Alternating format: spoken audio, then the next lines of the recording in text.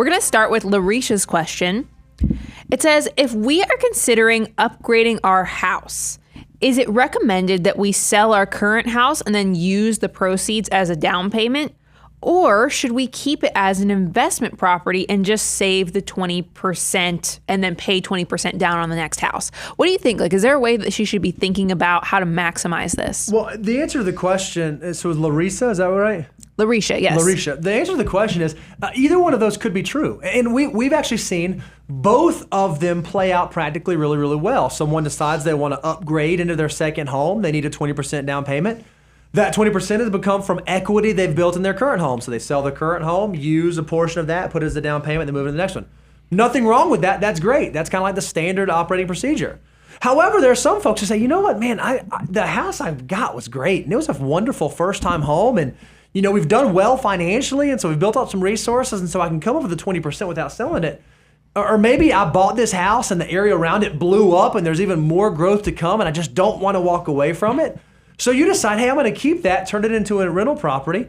There's nothing wrong with that either. I think what you have to assess is, for you, it depends on your specific situation, your specific goals and the things that you want to achieve. Because I do think, Brian, there are some things you want to make sure you know before you go into rental real estate. I mean, selling a house, buying a house, not incredibly difficult. A lot of folks do that.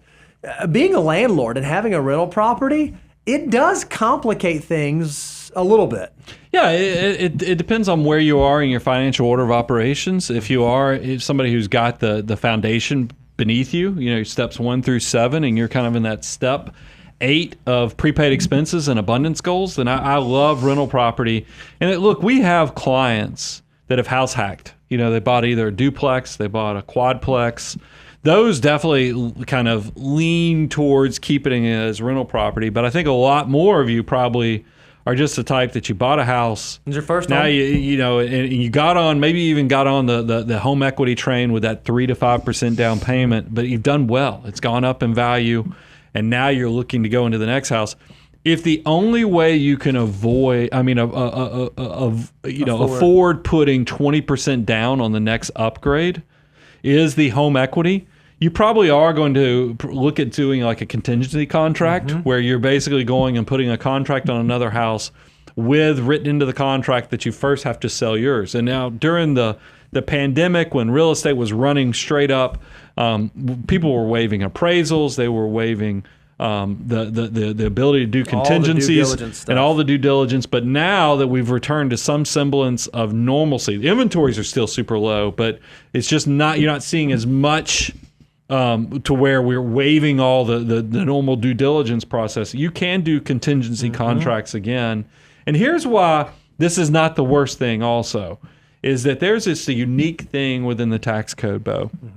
If you live in your primary residence 2 out of the last 5 years, and there's even ways around this if you get relocated for work or other things, if you prorate your time in the house, but 2 out of the last 5 years, the government will let you take the gain tax-free. For single individuals, it's $250,000. For married couples, it's $500,000.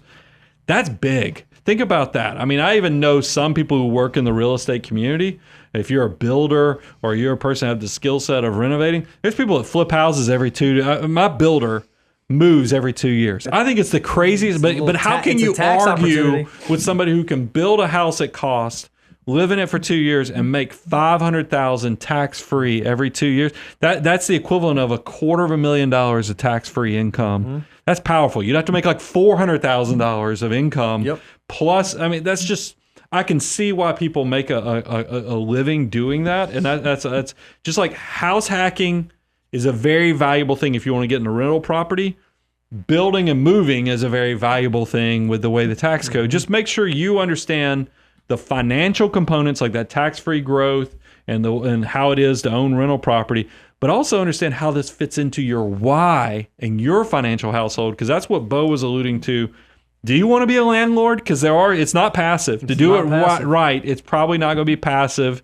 There'll be somebody in the comments that says, hey, I've had the same rental property for 12 years, and this little old couple lives there and they pay their things like clockwork. That's what you aspire to. That's the brochure. That's not always what happens, and good for you if that's your case. But most people, you're going to have to do due diligence on who you put in the house. You have to do due diligence on making sure they continue to pay the rent. You have to do due diligence to make sure they're not tearing up the house or changing engines in the living room like I've shared with you guys. Yep. As we've heard you guys share, you've even owned quadplexes where they were putting I don't know if it was a 4x12 or what, but they were riding motorcycles up into the second floor so they could change engines in there. So you guys tell me all kind of great stories. Just make sure you understand the why and the financial components, and I think you'll be in a much better place to understand if you should upgrade your house and how you're going to pay for it.